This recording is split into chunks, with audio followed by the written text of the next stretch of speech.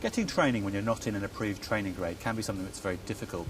With me to talk about this problem is Dr. Farid Ahmed, who's an associate specialist and a member of the BMA's SAS committee. So can you tell me briefly what sort of difficulties SAS doctors can have in getting access to training, maybe perhaps draw on your own experience? Thanks, Gordon. When I started my SAS career as a staff grade surgeon at Wickham Hospital some 11 years back, I already had reasonable amount of work training to continue my work as a register level and above. However, at the start of my job, I was handed over quite a significant amount of workload on the job plan, and soon enough I realized that getting any further training or update my skills is quite difficult to negotiate with the given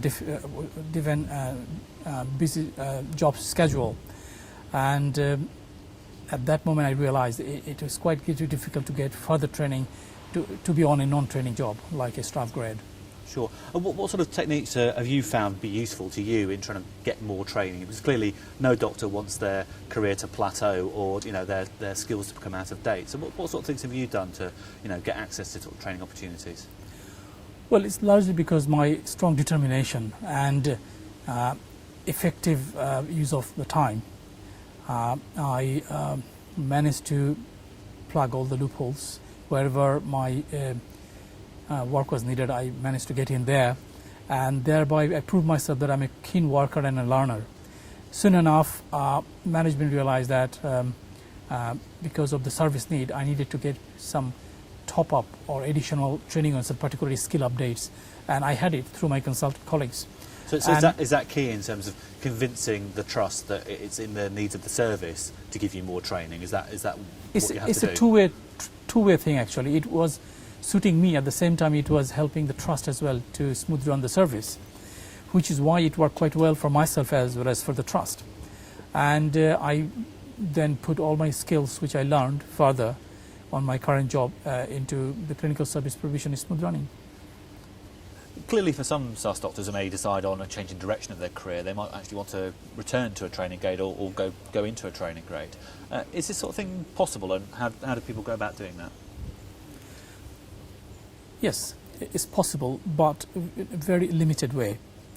Of course, you'll have to go through open competition, and that makes things quite challenging, but it is happening, although the numbers are few. But this is an option available. What about SAS doctors who already have the skills and experience to be a consultant? What should they do?